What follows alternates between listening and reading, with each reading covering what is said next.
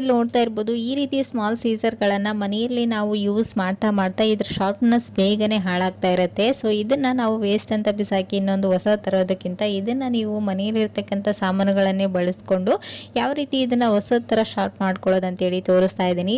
ಈ ರೀತಿ ಹಳ್ಳುಪ್ಪು ಕಲ್ಲುಪ್ಪು ಅಂತ ಹೇಳ್ತೀವಲ್ವಾ, ಆ ಒಂದು ಬಾಕ್ಸ್ ಅಲ್ಲಿ ಕತ್ರಿನ ಇಟ್ಟು ಈ ರೀತಿ ಜಸ್ಟ್ ವಿಡಿಯೋದಲ್ಲಿ ತೋರಿಸಿದ ಹಾಗೇನೆ ಮೂವ್ ಮಾಡ್ತಾ ಬಂದ್ರೆ ಕತ್ರಿ ಎಷ್ಟು ಹಾರ್ಡ್ ಆಗಿದ್ರು ಕೂಡ ನೀಟಾಗಿ ಶಾರ್ಪ್ ಆಗುತ್ತೆ. ಸೊ ಈ ಟಿಪ್ಸ್ ನಿಮಗೆ ಸಿಲ್ಲಿ ಅನ್ಸ್ಬೋದು, ಬಟ್ ಖಂಡಿತ ಯೂಸ್ಫುಲ್ ಆಗುತ್ತೆ. ಒಂದ್ಸರಿ ಟ್ರೈ ಮಾಡಿ ನೋಡಿ. ಸೊ ನೋಡ್ತಾ ಇರ್ಬೋದು ನಾನು ಬಟ್ಟೆನೂ ಕೂಡ ಕಟ್ ಮಾಡಿ ತೋರಿಸ್ತಾ ಇದ್ದೀನಿ ಎಷ್ಟು ನೀಟಾಗಿ ಕಟ್ ಆಗ್ತಾ ಇದೆ ಅಂತ. ಈ ಕತ್ರೆನ ನೀವು ಸಾಲ್ಟ್ ಅಲ್ಲಿ ಇಟ್ಟು ಜಸ್ಟ್ ಈ ರೀತಿ ಮೂವ್ ಮಾಡಿದ ನಂತರ ಇದನ್ನ ನೀಟಾಗಿ ವಾಶ್ ಮಾಡ್ಕೊಳ್ಬೇಕು. ಉಪ್ಪಿನಂಶ ಸ್ವಲ್ಪ ಕತ್ರಿ ಮೇಲ್ಗಡೆ ಇದ್ರೂ ಈ ಕತ್ರಿ ತುಕ್ಕಿ ಹಿಡಿಯೋದಕ್ಕೆ ಸ್ಟಾರ್ಟ್ ಆಗುತ್ತೆ. ಸೊ ಇದನ್ನ ಕ್ಲೀನ್ ಮಾಡ್ಕೊಂಡು ಮೇಲ್ಗಡೆ ಒಂದ್ ಸ್ವಲ್ಪ ವ್ಯಾಸ್ಲಿನ್ ಅಥವಾ ಕೊಬ್ಬರಿ ಎಣ್ಣೆನ ಹಚ್ಕೊಳ್ಳೋದ್ರಿಂದ ಈ ಕತ್ರಿ ತುಕ್ಕು ಕೂಡ ಹಿಡಿಯೋದಿಲ್ಲ. ಈ ರೀತಿ ಒಂದ್ಸರಿ ಟ್ರೈ ಮಾಡಿ ನೋಡಿ, ಓಕೆನಾ.